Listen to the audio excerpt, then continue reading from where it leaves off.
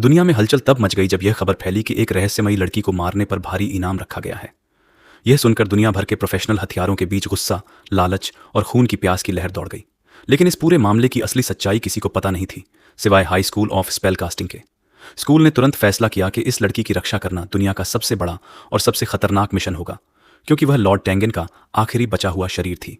अगर वह 3 दिनों के अंदर टेंगन से मिल न पाती या उसकी मौत हो जाती तो टेंगन अपनी पहचान खोकर एक भयानक दानवी शक्ति बन सकता था, और यदि ऐसा हुआ तो पूरा आइलैंड तबाह हो सकता था। इसीलिए स्कूल ने अपने 2 सबसे शक्तिशाली जादूगर गोजो सतोरू और नत्सुयु को तुरंत मिशन पर भेज दिया। दोनों हवा में उड़ते हुए लड़की के घर पहुंचे, लेकिन जैसे ही नत्सुयु जमीन पर उतरा, जोरदार धमाका हुआ। किसी भी इंसान की जान जाती, पर वह तेजी से एक ऊंचे धागे से झूलकर नीचे आया और सोती हुई लड़की को पल भर में उठा लिया। उन्हें यह अंदाजा नहीं था कि यह पूरा दृश्य किसी एक छुपे हुए आदमी की नजर से बच नहीं पाया। यह आदमी था शेनेर, चालाक, बेरहम और गोजो का सबसे खतरनाक दुश्मन। और सबसे बुरा, वह भी इस लड़की के पीछे था।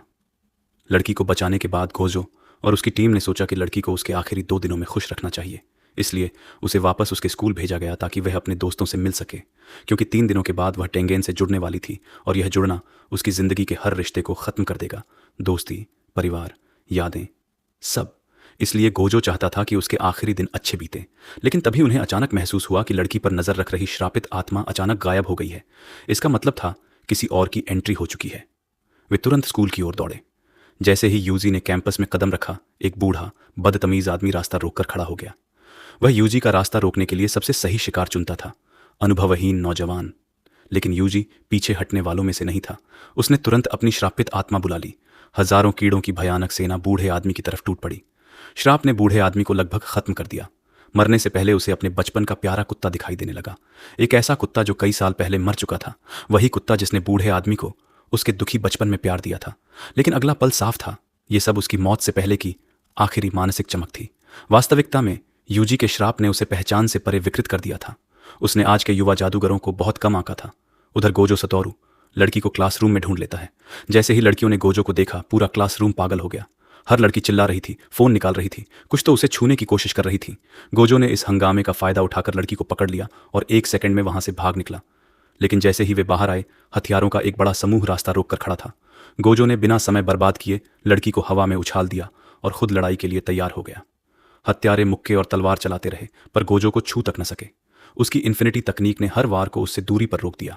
हत्यारे जितना पास आते, उतनी ही ज्यादा दूरी बढ़ जाती। अपने वार बेअसर होते देख लीडर डरकर भाग खड़ा हुआ। गोजो उसका पीछा करने ही वाला था कि लड़की के मोबाइल पर मैसेज आया, उसकी बेस्ट फ्रेंड को किडनैप कर लिया गया था। लड़की रोते हुए बोली कि अगर वह 3 दिनों के अंदर अपनी दोस्त को नहीं देख पाई तो वह कभी नहीं मिल सकेगी। गोजो पहले मना करना चाहता था, वह उसे कर्स अकादमी छोड़कर सीधे सुरक्षित जोन में भेजना चाहता था, लेकिन उसकी हालत देखकर उसे मानना पड़ा। इसके बाद गोजो, यूजी और लड़की मिलकर किडनैपर के बेस पर धावा बोलते हैं। एक एक दुश्मन को धूल चटा देते हैं और लड़की की दोस्त को बचा लेते हैं। इसके बाद गोजो लड़की को ओकिनावा ले जाता है। उसके पास सिर्फ 2 दिन बचे थे और गोजो चाहता था कि उसके आखिरी पल खूबसूरत हों।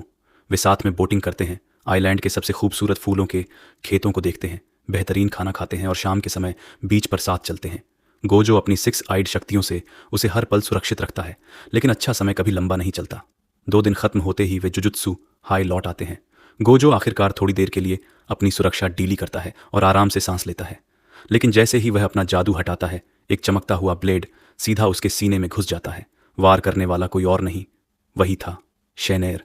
गोजो का बुरा सपना और उसकी असली लड़ाई अब शुरू होने वाली थी।